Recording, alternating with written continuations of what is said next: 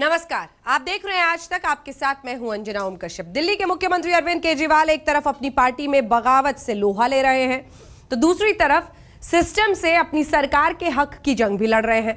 चाहे दिल्ली पुलिस हो, उस पर कब्जे की बात, एमसीडी उस पर कब्जा चाहते हैं। केजरीवाल सब कुछ अपनी सरकार के दायरे में लाना चाहते हैं। ताजा उनकी जंग हो रही है दिल्ली के विद्युत नियामक बोर्ड से।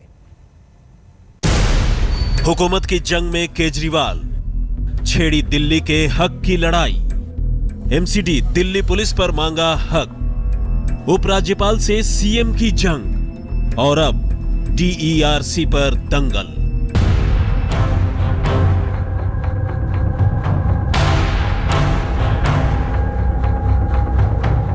अपनी पार्टी में मचे बवाल को दरकिनार करते हुए दिल्ली के मुख्यमंत्री अरविंद केजरीवाल अब फ्रंट फुट पर आकर दिल्ली के हक के लिए दो हाथ करने में जुट गए हैं। हमारी सरकार बन गई तो बिजली के बिल आधे कर देंगे। दिल्ली में बिजली पानी पर लुभावने वादे करके सत्ता में आने वाले केजरीवाल ने दिल्ली विद्युत नियामक आयोग यानी डीईआरसी को निशाने पर लिया है। अरविंद केजरीवाल ने डीईआरसी से 2011 से 2014 के बीच बिजली की दरें बढ़ाने की वजहें बताने के लिए कहा था। इसके लिए अरविंद केजरीवाल ने डीईआरसी को पत्र लिखकर पूछा था कि आखिर लाइन लॉस और बिजली चोरी रोकने की बजाय उसने बिजली के दाम क्यों बढ़ा दिए। केजरीवाल के इस पत्र के साथ ही सरकार और डीईआरसी के बीच जंग शुरू हो गई। केजरीवाल के पत्र के जवाब में डीईआरसी ने दिल्ली सरकार को किसी भी तरह की सफाई देने से साफ इनकार कर दिया है। डीईआरसी ने 30 मार्च को बिजली विभाग के प्रिंसिपल सचिव को चिट्ठी लिखकर अपना जवाब भेजा है। डीईआरसी ने अपने इस पत्र में साफ अपनी दलीलें दी हैं। डीईआरसी एक क्वासी जुडिशियल बॉडी यानी अर्ध न्यायिक संस्था है और इलेक्ट्रिसिटी एक्ट 2003 के तहत बिजली दरें तय करने का अधिकार सिर्फ उसी के पास है। चूंकि डिस्कॉम्स में 49% हिस्सेदारी सरकार के पास है और उसके अफसर बोर्ड ऑफ डायरेक्टर्स में हैं, इसलिए डीईआरसी से बेहतर दिल्ली सरकार को इसके बारे में पता होना चाहिए। बिजली दरों पर सभी आदेश वेबसाइट पर उपलब्ध हैं। दिल्ली सरकार जो भी जानकारी चाहे वहां से ले सकती है। यदि बिजली की दरों को लेकर कोई शिकायत है तो वो appellate tribunal for electricity APTEL में शिकायत कर सकती है। सरकार को अगर कोई शिकायत है तो वो ऊपर की संस्था में अपील कर सकती है। जो प्रिंसिपल सेक्रेटरी की पावर है उसने ये चिट्ठी लिखी है, अगर लिखी है, मुझे फैक्ट नहीं पता, तो उसने बहुत गलत काम किया। उसको ये चाहिए था कि इनको कहता कि हम इस पे आप अपील करते हैं, एक हायर अथॉरिटी है उसको मूव करते हैं, या हम हाई कोर्ट को मूव करते हैं, या सुप्रीम कोर्ट मूव करते हैं और इनको बताते हैं अपना रैशनल एक्सप्लेन करें। क्योंकि हर आदमी ये जानता है कि जो कोर्ट्स होती हैं, चाहे जुडिशियल कोर्ट्स हों, जो एक्स्ट्रा जुडिशियल कोर्ट्स हों, जो वो ऑर्डर लिखती हैं उस पर बाद में ऐड और सब्ट्रैक्ट नहीं कर सकती। वो उनको अलाउड नहीं है कि अपने ऑर्डर को इंटरप्रेट करो। डीईआरसी के इस पत्र का मजमून बताता है कि दिल्ली सरकार और डीईआरसी के बीच टकराव और बढ़ सकता है। डीईआरसी स्वायत्त संस्था के रूप में अपना काम करती आ रही है, जबकि अरविंद केजरीवाल इसे दिल्ली सरकार के अधीन लाना चाहते हैं। इसी क्रम में उन्होंने डीईआरसी से पिछले 4 सालों में बिजली के बढ़े हुए टैरिफ के बारे में जवाब तलब किया था, जिसे बताने से डीईआरसी ने साफ इनकार कर दिया। तो आपको पता ही नहीं है कि जुडिशरी क्या है, एग्जीक्यूटिव क्या है, आपका पार्लियामेंट क्या है, एमपी क्या है, एमएलए क्या है, तो आपको फर्क ही नहीं पता। आप ये समझते हैं कि बस मैं इलेक्ट हो गया तो मैं राजा बन गया। अरे कल जो एमसीडी के काउंसिलर इलेक्ट हुए हैं या वहाँ के मेयर्स इलेक्ट हुए हैं, वो भी तो इलेक्ट हुए हैं डायरेक्ट इलेक्शन से। वो भी अगर इस तरह बिहेव करने लगे तो वो भी कहें जी अब ये चीफ मिनिस्टर है, इसके घर में जाके कूड़ा फेंको, या इसके घर का कूड़ा नहीं साफ करेंगे, या इसकी गाड़ी के सामने हम लेट जाएंगे। तो ये तो कोई वो चीज़ नहीं। केजरीवाल का बिजली विभाग से जंग का नाता बड़ा पुराना है। राजनीति में आने के बाद उन्होंने लोगों के घरों में कटे कनेक्शन को फिर से जोड़कर अपने राजनीतिक जीवन की शुरुआत की थी। ऑडिट होने के बाद रिजल्ट्स आ जाएंगे। 2014 में सत्ता में आने के बाद उन्होंने बिजली कंपनियों के ऑडिट का आदेश भी दे दिया था। इस बार सत्ता में आने के बाद केजरीवाल ने डीईआरसी पर कब्जे की कवायद शुरू की है। पिछले हफ्ते दिल्ली विधानसभा के विशेष सत्र में आम आदमी पार्टी के विधायकों ने डीईआरसी पर बिजली कंपनियों के हित में काम करने का इल्जाम लगाया था। चिट्ठी की ये सारी लड़ाई बिजली के दाम को लेकर के मई महीने में साल 2015 और 16 के लिए बिजली की दरें DERC को घोषित करनी है। दिल्ली सरकार को लगता है कि DERC इस बार भी बिजली के दाम बढ़ाएगी और ऐसे में किरकिरी केजरीवाल सरकार की होनी है। तभी वो चिट्ठी लिखकर ये दबाव बनाना चाहती है कि DERC कम से कम सरकार के सियासी फायदों का भी थोड़ा ख्याल जरूर रखे। कैमरामैन अजय कुमार सिन्हा के साथ कुमार कुणाल, दिल्ली आज तक। अरविंद केजरीवाल के हक और हुकूमत की ये जंग दिल्ली के उपराज्यपाल नजीब जंग से भी चल रही है। दिल्ली को पूर्ण राज्य का दर्जा दिए जाने की मांग कर रहे केजरीवाल दिल्ली पुलिस को अपने अधिकार क्षेत्र में लेना चाहते हैं। यही नहीं, नजीब जंग से तो जंग इस कदर बढ़ गई है कि उनसे केजरीवाल खुद बात तक नहीं करते, उप मुख्यमंत्री मनीष सिसोदिया बात करते हैं।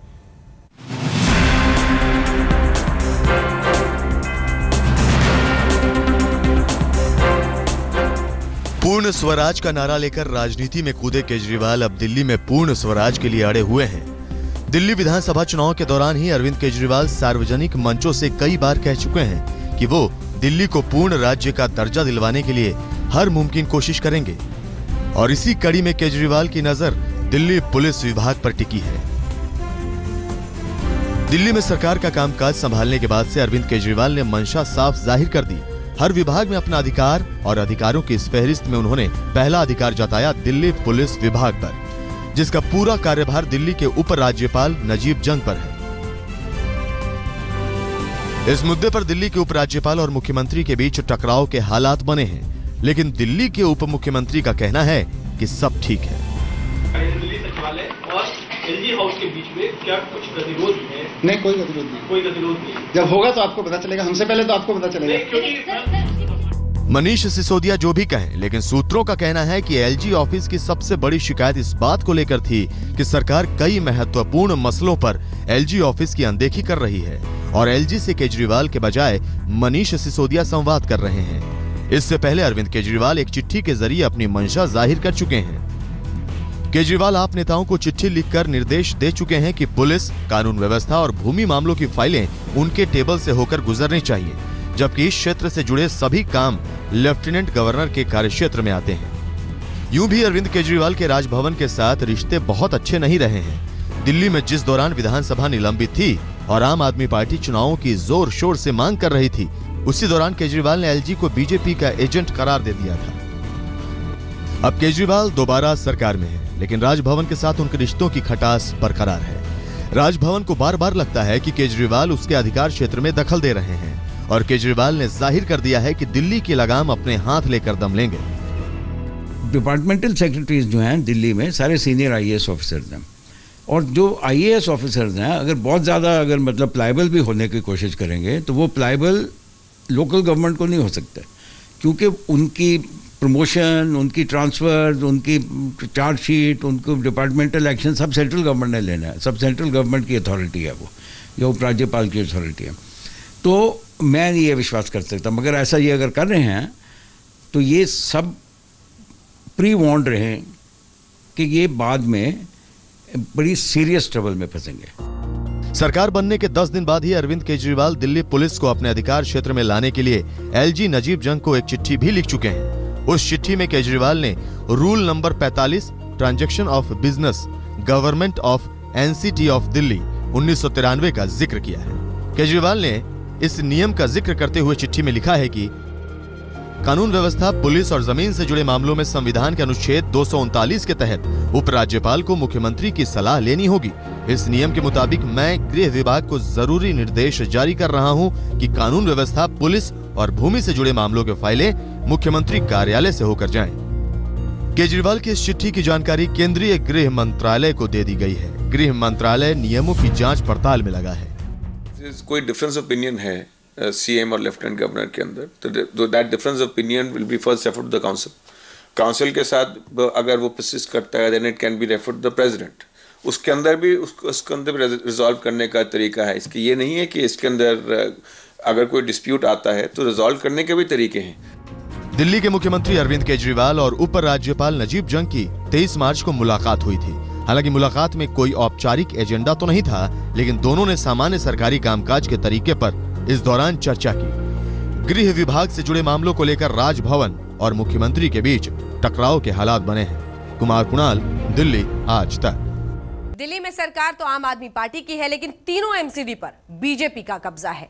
अब यहां एक तरफ सरकारी है तो दूसरी तरफ राजनीतिक भी मामला है। दिल्ली सरकार ने सफाई कर्मचारियों का वेतन रोक लिया तो दिल्ली कूड़ा घर में तब्दील हो गई।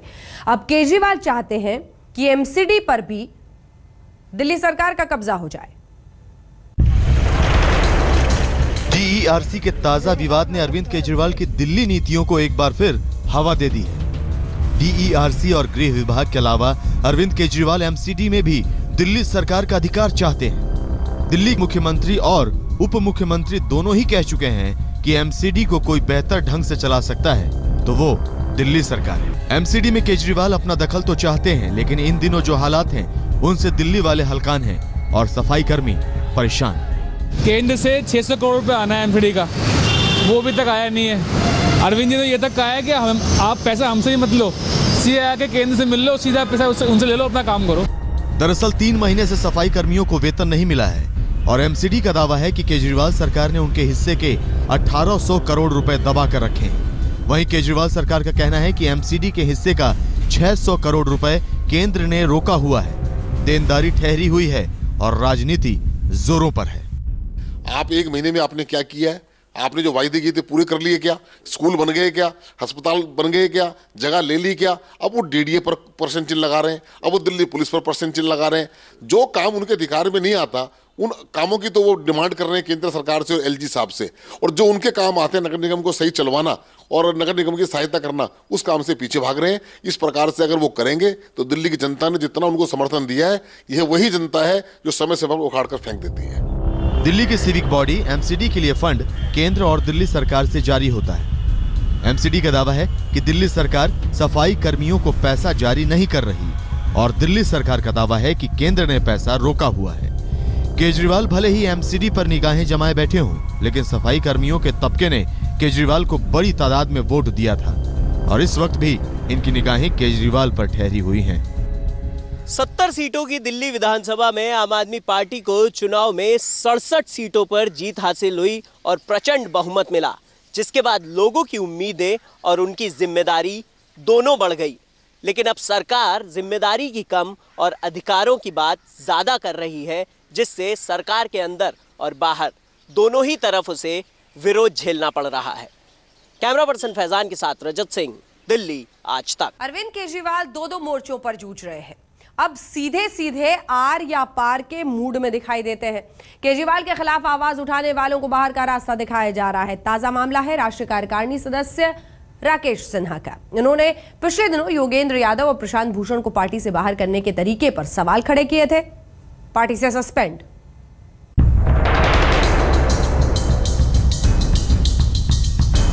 अरविंद केजरीवाल एक तरफ दिल्ली सरकार के हक की लड़ाई लड़ रहे हैं तो दूसरी तरफ अपनी पार्टी के भीतर अंतर्कलह की आग से भी निपट रहे हैं। अब केजरीवाल और उनका खेमा आक्रामक मूड में है। बागियों को साफ साफ संदेश दे दिया गया है कि पार्टी यूं ही चलेगी। और अब ताजा गाजगिरी है राष्ट्रीय कार्यकारिणी सदस्य राकेश सिन्हा पर। पार्टी ने राकेश सिन्हा को भी सस्पेंड कर दिया है। सभी जो कॉन्स्टिट्यूशनल प्रोसेसेस हैं उसके हिसाब से हम कर रहे हैं। कुछ ही लोगों को हो सकता है इसमें आपत्ति हो, लेकिन हमारे हिसाब से सब ठीक है। राकेश सिन्हा ने कुछ दिन पहले प्रशांत भूषण और योगेंद्र यादव को पार्टी से निकालने के तरीके पर सवाल उठाया था। अपने बयान का खामियाजा भी राकेश सिन्हा को पार्टी से सस्पेंड होकर भुगतना पड़ा। हालांकि उनके निलंबन पर बड़ी तीखी प्रतिक्रिया सामने आई है। आम आदमी पार्टी की राष्ट्रीय कार्यकारिणी से धड़ाधड़ विकेट गिर रहे हैं। पहले इनकी तादाद 21 थी, लेकिन अब सिर्फ 15 रह गई है। आज तक ब्यूरो। संदेश बिल्कुल साफ है। आम आदमी पार्टी में रहना है तो केजरीवाल करना है। हमारी इस विशेष पेशकश में इतना ही, लेकिन देश दुनिया की बाकी खबरों के लिए आप देखते रहिए आज तक।